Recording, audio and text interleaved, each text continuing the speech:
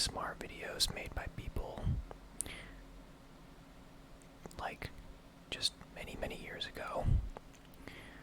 And if you're like that and you've been watching my videos for many, many years over and over, they're probably getting a little stale, a little dry. Maybe, I don't know, maybe they still slap. Yeah, a lot of the artists I watch, the old videos I've been watching for years, could still really hit the spot. So, a little context, a little hello, a little house cleaning, a little welcome back, just so I'm not just popping in out of nowhere and you're like, oh, okay, so you're just gonna come in and out of our lives all willy-nilly like that. Well, you know, I have self-respect, you can't do that. Well, the thing is, a long-time viewer got a hold of me, messaged me, sent me, slid into my DMs, and was just expressing the same things that I've expressed, and right now about just watching the same videos for many, many years, right?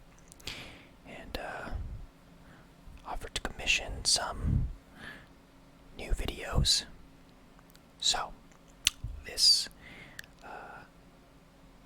ASMR philanthropist, if you will, from just their own. By the way, I'm keeping them anonymous. Didn't really talk to them about naming them or anything, so I'm just gonna play it safe on this one. But from the kindness of their own heart and their own desires or needs or what have you, you get to benefit from this as well. So this is. I asked them, "Do you want me to just send you a private video?" Or I figured I would upload it to the channel, right? And they were like, "Yeah, go up on the channel." So this is sort of like every now and then,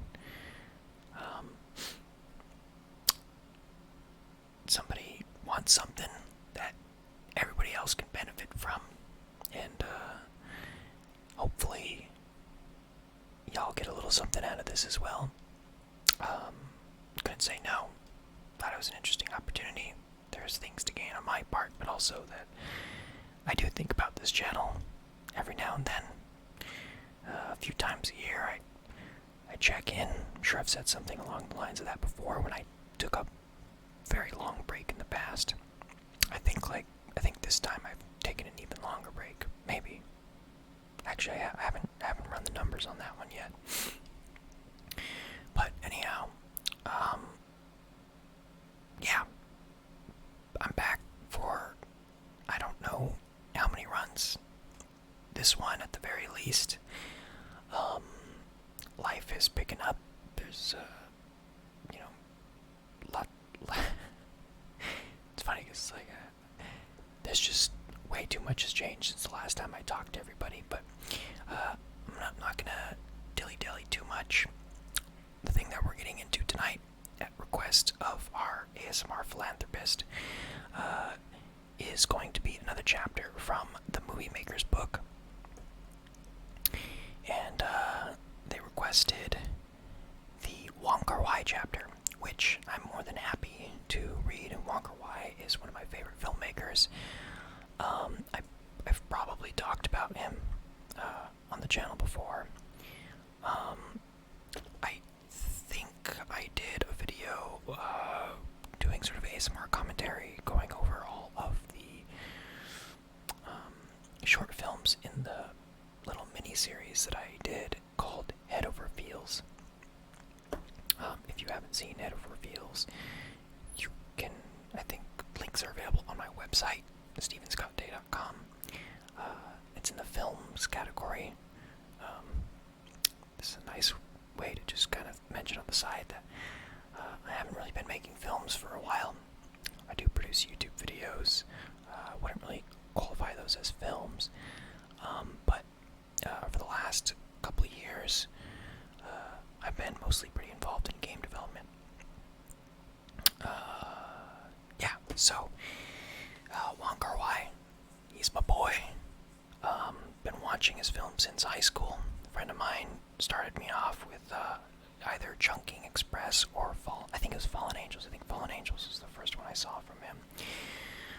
And so I actually backed my book up in storage, but our ASMR philanthropist was kind enough to shoot me some screenshots of his copy.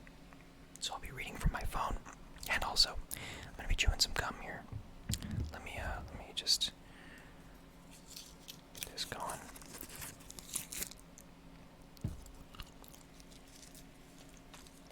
By the way, the setup also probably notably different. I'm currently shooting off of a C290, I believe is the model, camera. So it's a little HD camera, little HD webcam. But the audio, probably more significantly, I'm not recording audio with my Zoom H4n, which has died, or its little AC adapter is really busted, and it's just overall kind of finicky. And so now I'm using a Yeti, yeah, the one that everybody pretty much uses as like the standard for run to a Best Buy, grab the best like mid to high range mic you can grab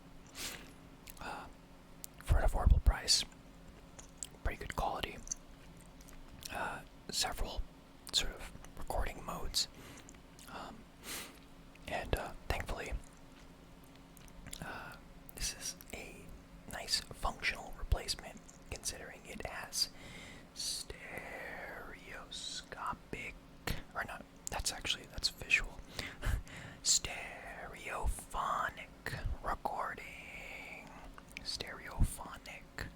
so I'm gonna be hopping back and forth, but yeah, that's what I'm recording on now, the Blue Yeti.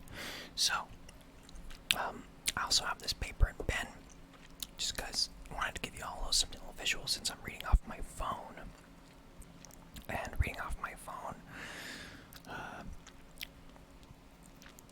there's, I feel like something that needs to be replaced, a void to be filled. And I figured maybe some doodles or sketches or notes or something. So we'll see. But we can kick this off with our man's name, Wong. You can't even really see it too much, I don't believe, but so at least just give you a little bit of visuals. I wish there were more ASMR artists who are into visual stuff. Let me try moving the camera really quick.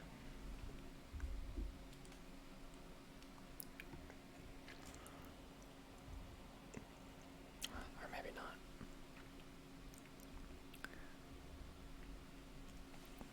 I've had to rearrange some things.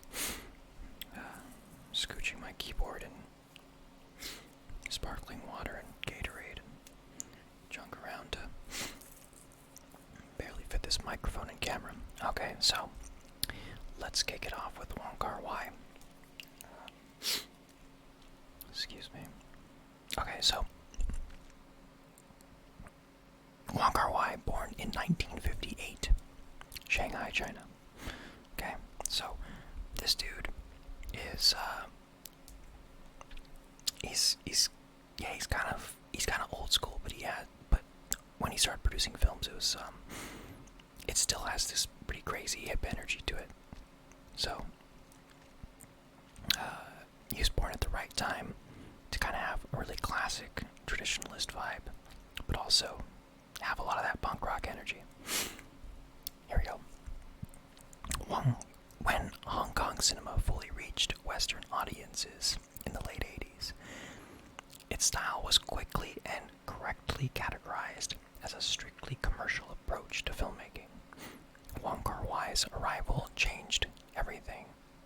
With the same visual tools that his peers were using to make action blockbusters, Wong started making very personal and extremely poetic films, disregarding the rules of narrative storytelling and challenging traditional Chinese mores. Few of his contemporaries have dared to tackle homosexuality as directly as he did in Happy Together. From the dizzying Chungking Express to the hypnotizing In the Mood for Love, Wong's work is incredibly modern and particularly powerful. After seeing In the Mood for Love, a critic friend of mine wrote, "I never thought I could be so moved by a film that does not have a story." The remark sums it up rather well. So actually, side note, I moved to Paris for a little while last year, and I watched In the Mood for Love with its audio still in Cantonese, subtitled in French, and still, it was just so moving because and by the way, I don't really speak much French, and what I'm trying to say is that the film's language, just visuals, movements, the performances, and the audio, the cues, the mix, everything, the design of the picture was still so powerful. Of course, having seen it before, I had context clues. I remember when certain things are happening, but it's still impressive that through the eyes of somebody who wasn't understanding any of the language in any way specifically, that it was, just incredibly powerful. That was a really memorable experience. I got that last year. It was really nice. So, Wong Kar Wai is something of an enigma. He cultivates a mysterious image of himself, with sunglasses that he never, ever takes off, and a style of answering questions in very short sentences that prevents him from ever letting out too much, at least to journalists. As a result, his masterclass is probably one of the briefest interviews I did for this collection. However, Wong Kar Wai's enigmatic answers were so surprising in so many respects, and so thoughtful, that they made up for his terseness. Terseness. Not sure what that is. Terseness. Okay, so here's our masterclass with Wong Kar Wai. The reason I went into filmmaking had more to do with geography than anything else. I was born in Shanghai, but my parents moved to Hong Kong when I was 5 years old. People in Hong Kong don't speak the same dialect as in Shanghai, so I was not able to talk with people there. I couldn't make any friends, and my mother, who was in the same situation, often took me to the movies because it was something that could be understood beyond words. That's what I'm talking about. That's totally what I'm talking about. It was a universal language based on images. So funny, literally what I was just describing. Like a lot of people in my generation, therefore, I discovered the world through films and later on through TV. 20 years later, I might have chosen to express myself through songs. 50 years earlier, it might have been books. But I grew up with images, and it felt rather natural for me to go and study visuals. I got into graphic design because, in those days, there was no film school in Hong Kong. People who wanted to study cinema had to go to Europe or the United States. I couldn't afford to. But I was lucky enough to come out of school at a time when all the young people who had gone abroad to study film were coming back to Hong Kong, and were trying to create a new wave of artists. I don't know if he fits into the same time. I think around a very similar time was when Edward Yang was like one of the Taiwanese filmmakers.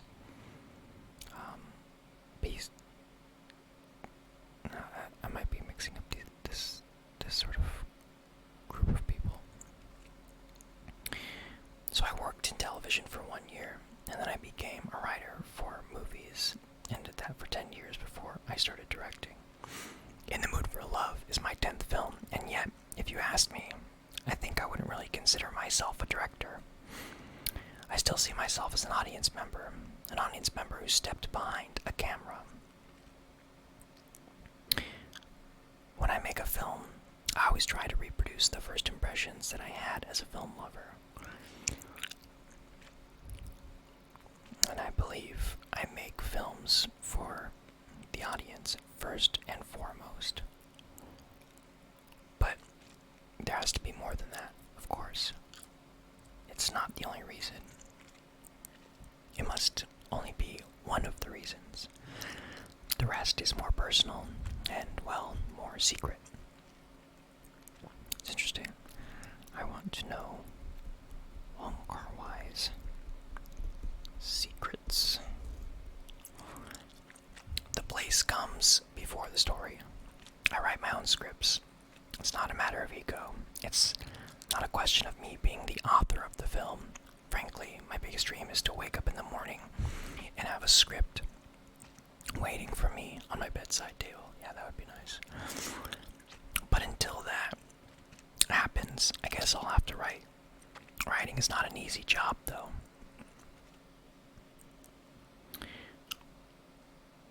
It's not an enjoyable experience. I've tried working with writers, but I always felt that writers seemed to have a problem working with a director who is also a writer. I don't know why, but we always got into conflict. So eventually, I decided that if I could write my own scripts, why bother with writers? I have to say, however, that I have a rather unusual approach to screenwriting. You see, I write as a director, not as a writer. So I write with images, and to me, the most important thing about the script is to know the space it takes place in. Because if you know that, then you can decide what the characters do in this space. Yeah, that's pretty interesting. I'm not 100% sure. This is the exact sentiment that I share. But it's a strong feeling I have when choosing a film project. Like the last one I did, more like Connor, am I right? Having the space ready was very influential in the project. Being able to vibe out somewhere makes a huge influence on the production. The space even tells you who the characters are, why they're there, and so on. Everything else just comes bit by bit. If you have a place in your mind. So I have to scout locations before I even start writing. Also, I always start with a lot of ideas, but the story itself is never clear. I know what I don't want, but I don't know exactly what I want. I think the whole process of making a film is actually a way for me to find all these answers. And until I have found the answers, I'll continue to make the film. Sometimes I find the answers on the set, sometimes during the editing, sometimes 3 months after the first screening. The only thing that I try to make very clear when I start a film is the genre that I want to place it in. As a kid, I grew up watching genre movies, and I was fascinated by all the different genres such as westerns, ghost stories, swashbucklers. The idea of Wong Kar Wai watching swashbucklers is very fascinating. What's his face? Ingmar Bergman was big on westerns.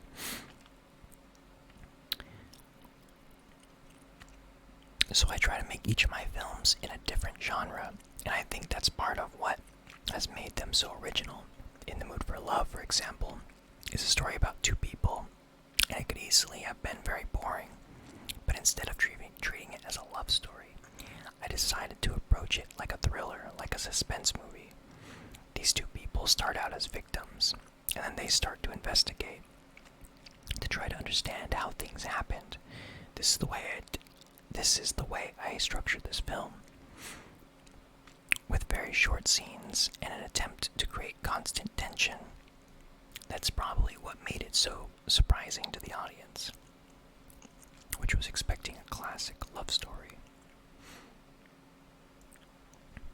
Music is a color. Music is very important in my films. Oh yeah, dude, Wong Kar Wai soundtracks. This is WKWOST. Wong Kar Wai original soundtracks. Or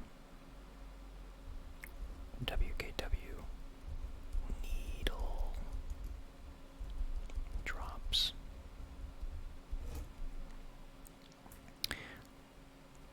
They're kicking in high school when I was like super obsessed with Fallen Angels and Chunky Express. I would listen to the Fallen Angels soundtrack over and over and over again. They're great for wandering the streets as a teenager late at night. Don't do that if you're a teenager.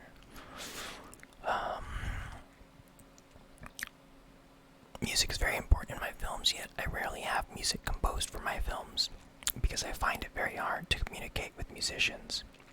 They have a musical language. I have a visual one. Most of the time we can't understand each other, yet film music must be visual. It has to have a chemistry that works with the image. So the way I work this out is that whenever I hear music that inspires something visual in me, I record it and put it aside, knowing that I will use it later on. I use music during all stages of the film process. Of course, I use it when I'm editing. And one thing I particularly like to do is use period music in contemporary films, because music is like a color.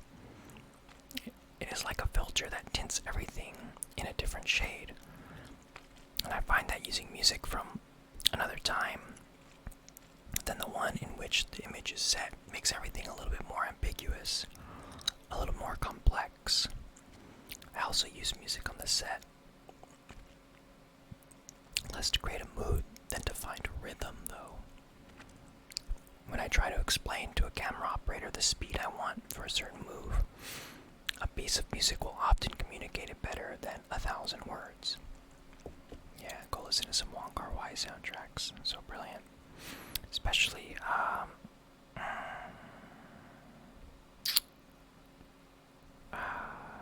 there's a song that plays in Fallen Angels when it's the dad's, I don't know if it's his birthday, but it's when the mute son is recording his dad. It's a really sweet song. I still listen to that one every now and then. It's a good one. It's like da da da da or something like that. It's like literally a vocalist going da da da da in the beginning. Do do do do do do do. I'm not doing it any justice, obviously. So, let's see. Invent your own language. I'm not particularly obsessed with technical things. To me, the camera is nothing more than a tool to translate what the eye sees. Yet, when I arrive on the set for a given scene, I always start with the frame because I have to know the space the scene is going to evolve in. It's only once I know that I can decide the blocking of the actors. I explain what I want to the director of photography. We've worked together so much that it usually requires very little talk. I give him the angle, he frames it, and 9 times out of 10 I'm happy. He knows me so well that if I say a close-up, he knows exactly how close I mean.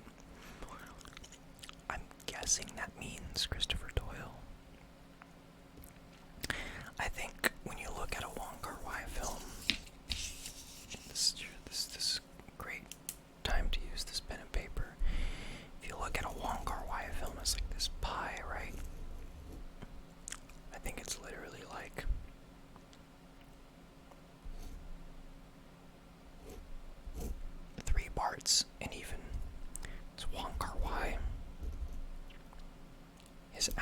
directors. And then Christopher Doyle is the cinematographer. He is such a necessary component for them. All of Wong Kar Wai, for me, all of my favorite films from him are shot by Christopher Doyle. I'm not particularly a huge fan of the non-Christopher Doyle era Wong Kar Wai. They're fine. They're good. Just not my favorites. So, as a rule, I don't cover much. It depends on the scene, of course. Very often, there's only one way to shoot it. But in some scenes, and especially if the scene is something of a transition, where the story can shift from one point of view to another, then I will do a lot of coverage, because it is only in editing that I will be able to know whether the story should follow this person or that person. As for deciding where to set the camera in a given shot, well, there is grammar, and yet it is always an experiment. You have to ask yourself the question, why? Why do I put the camera here? Why not there? There must be a sort of logic, even if it means nothing to anyone else but you. It's like poetry, really. Poets use words in different ways, sometimes for the sound, for the tone, for the meaning, and so on. Everyone can create a different language with the same elements, but ultimately it has to mean something. This may sound analytical, but it's not. Most of my decisions are instinctive. I usually have a strong feeling of what's right and what's not, but it's as simple as that. Film is a difficult thing to analyze verbally anyway. Oh yeah. It's very much like food. When you have a flavor lingering in your mouth, you cannot explain or describe that flavor correctly to someone else. It's very abstract. It's the same with film. And in fact, I haven't really changed in my way of working since I began. That's too bad, because I don't think it's a good way of working. I've heard him say this before. But unfortunately, it is the only way I know. I always wanted to be like Hitchcock, who decided everything before he shot. But somehow I can't work like that. So, well, too bad, he says. Wong Kar Wai says, too bad. One last thing. To be a director, you have to be honest. Not only with other people, but with yourself. You have to know why you're making a film. You have to know when you're making a mistake, and not put the blame on others. So, that's the end of this Movie Maker's Masterclass chapter. At the end it lists films. At this point he had, I guess this was in 2000, because at this point he had made As Years Go By, Days of Being Wild, Chungking Express, Ashes of Time, Fallen Angels. What is the Buenos Aires Affair? I guess that's Happy Together. I've never heard it called that. Yeah, I know it is Happy Together. And In the Mood for Love. So, go check him out if you haven't. That's Wong Kar Wai. Spelled like that. At times rearranged differently depending on where you're reading his name. Kar Wai Wong might be what you see. And yeah, just wanted to give a big thanks to our ASMR philanthropist. Just wanted to give them a shout out for making this happen. It's a pleasure to sit down and read that kind of stuff. Like I said, in recent years, I haven't really engaged so much with cinema. It's not like I've completely abandoned it, but yeah, I relish the opportunity to sort of sit down and get back into the sort of, call it philosophies or ideologies, theory, all that kind of stuff of filmmaking, especially by OGs that I used to really be about. I'm still about. I don't know why I say used to, but yeah. And as a side note, just because, I mean, yeah, as a side note, just because I've been so wrapped up in video games for the last couple of years, I should say that this reminds me big time of Brendan Chung. He's a game developer, an independent game developer, who made this game called Gravity Bone, and a game called 30 Flights of Loving, and a game called Quadrilateral Cowboy. These three games all have very similar aesthetic, and they have some, especially the first two, or no, yeah, especially the first two. They have some heavy influence of Wong Kar Wai. He's a big fan of Wong Kar Wai, even down to like the clock in As Tears Go By. I think only about a month or two ago, I made a Twitter post showing this. I did a little screenshot side by side of a Brendan Chung game and a screenshot from a Wong Kar Wai film. Because it's just like, yeah, in his first game that was free and sort of not really bound by so many illegalities as releasing his other commercial games as. It even used some of the same songs that Wong Kar Wai has used. And, I played those games years and years ago in my early 20s. And when I first played them, as somebody who was already obsessed with Wong Kar Wai, I was like, holy shit, like, somebody's making video games with, like, the same vibe, or a very similar vibe, kind of experimental with the form and being informed by other experimental artists from a different medium. Like, it's very exciting. And even to this day, he's one of my favorite game developers. So go check him out if you're into playing games. I mean, honestly, even if you're not into playing games, Gravity Bone is free. 30 Flights of Loving, I think it's probably like, I don't know, like $5-10 maybe. Yeah. Okay, everybody. Well, hope you all found this relaxing. I hope my technical arrangement here was sufficient, and I hope everybody's doing well. Sincerely, I hope y'all are well. I know also that the last couple years, in ways, were very hard. Last few years, maybe. I guess life never stops being hard, and I just hope that y'all are being nice to yourselves and to each other, and staying strong.